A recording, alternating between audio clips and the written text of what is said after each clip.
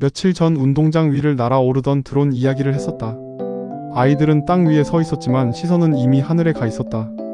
그리고 나는 문득 생각했다. 만약 월급이라는 계절이 정말 끝나가고 있다면 그 다음 계절에는 무엇이 우리를 먹여 살리게 될까? 집으로 돌아온 뒤에도 그 질문은 쉽게 사라지지 않았다.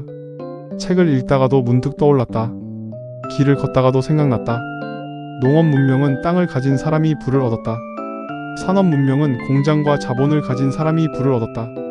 그렇다면 디지털 문명에서는 무엇이 가장 중요한 자산이 될까? 많은 학자들은 노동사회의 종착역에서 투자사회의 개막을 이야기한다. 그리고 그들이 말하는 투자는 우리가 익숙하게 알고 있는 투자와는 조금 다르다. 기본소득이 인간의 존엄을 지키기 위한 최소한의 제도적 안전망 플로어를 제공한다면 그 바닥 위에서 인간은 무엇을 통해 더 높은 삶의 가치를 실현하고 부를 확장할 것인가? 학자들이 노동사회의 종착역에서 투자사회의 개막을 선언하는 이유가 바로 여기에 있다. 다가올 투자사회에서의 투자는 단순히 주식 시세표를 바라보는 행위가 아니다. 그것은 거대한 기업 시스템이라는 익명의 장막을 걷어내고 매력적인 개인과 그를 지지하는 공동체가 직접 연결되어 함께 성장하는 구조를 의미한다. 과거에는 대기업의 주주가 되어 회사의 성장에 편승하는 것이 대표적인 재테크였다. 그러나 미래에는 조금 다른 모습이 펼쳐질 가능성이 높다. 유튜버, 독립게임 개발자, 소설가, 일러스트레이터, 혹은 세상을 바꿀 아이디어를 가진 작은 스타트업의 창업자. 인간 그 자체가 중요한 투자 대상이 되는 시대다. 기업이라는 중간 거치대보다 사람의 비전과 이야기 그리고 가능성이 더 중요해지는 것이다. 언젠가는 이런 풍경도 낯설지 않을지 모른다. 이름조차 알려지지 않은 무명 가수가 첫 곡을 세상에 올린다. 100명의 팬이 그의 가능성을 먼저 알아본다. 누군가는 작은 돈을 보태고 누군가는 홍보를 돕고 누군가는 외국어 자막을 만들어 영상을 퍼뜨린다. 그들은 단순히 음악을 소비하는 사람이 아니다. 한 사람의 미래에 함께 참여하는 동행자들이다.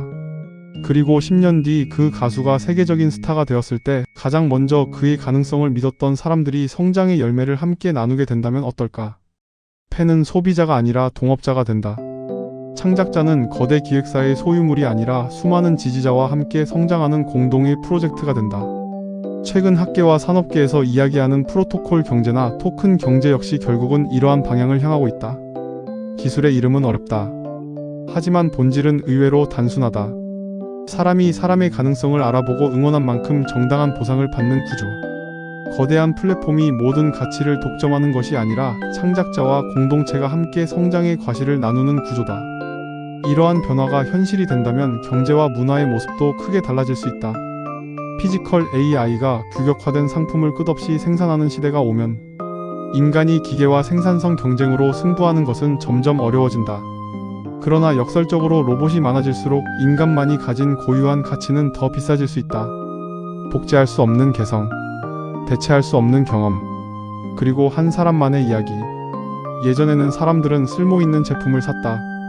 좋은 자동차를 사고 좋은 냉장고를 사고 좋은 TV를 샀다. 물건의 성능이 중요했다. 그러나 앞으로는 이야기에 더 많은 돈을 지불하게 될지도 모른다. 생각해보면 인간은 원래 그런 존재였다. 수만 년 전 동굴 벽화 앞에서도 사람들은 이야기를 나누었다.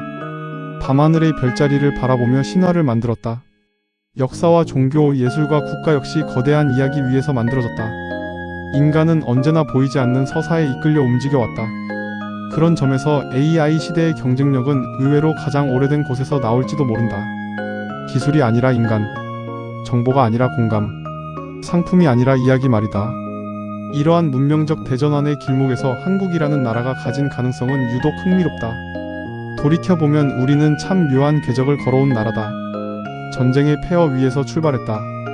천연자원도 많지 않았다. 자본도 부족했다. 하지만 사람들은 끊임없이 새로운 것을 만들어냈다. 반도체도 그랬다. 게임도 그랬다. K-팝도 그랬다. 드라마도 그랬다. 광산 대신 상상력을 캐낸 나라. 어쩌면 디지털 문명은 우리가 처음으로 남들보다 조금 유리한 운동장에서 시작하는 경기인지도 모른다. 그럼에도 우리는 늘 스스로를 과소평가하는 버릇이 있다. 나라가 망해간다고 걱정한다. 미래가 없다고 한숨 쉰다. 하지만 고개를 들어 바깥을 보면 묘한 풍경이 펼쳐진다.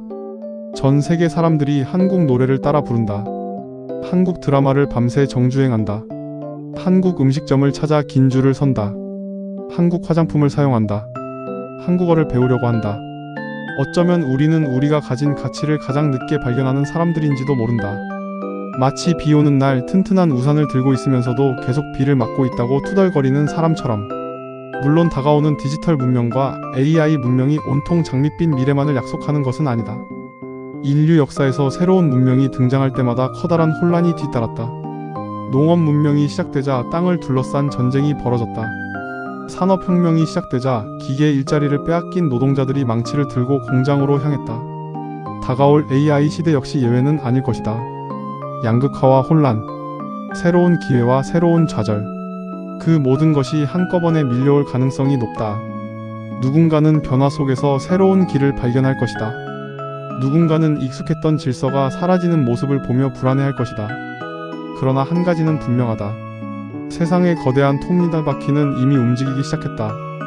우리가 준비하든 준비하지 않든, 좋아하든 싫어하든 그 변화는 계속될 것이다.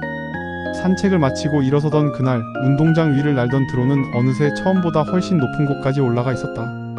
처음에는 장난감처럼 보였다. 그러나 시간이 지나자 점점 작아졌다. 마침내 구름 사이 어딘가에서 작은 점 하나로 변해버렸다. 그리고 땅에 남겨진 우리는 그 작은 점을 올려다보며 문득 생각하게 된다. 농업 문명은 인간에게 땅을 물었다. 산업 문명은 인간에게 노동을 물었다. 그렇다면 디지털 문명은 우리에게 무엇을 요구하게 될까? 어쩌면 자본보다 관계를, 노동보다 창조성을, 소유보다 연결을 요구하는 것인지도 모른다. 아직은 아무도 정확한 답을 알지 못한다. 다만 분명한 것은 있다. 우리가 너무도 당연하게 여겼던 월급이라는 계절이 예전만큼 영원해 보이지는 않는다는 사실이다. 그리고 운동장의 아이들은 여전히 숨을 몰아쉬며 드론을 따라 뛰어가고 있었다. 인류의 시선 역시 어쩌면 이미 저 높은 미래의 하늘을 향해 움직이고 있는지도 모른다.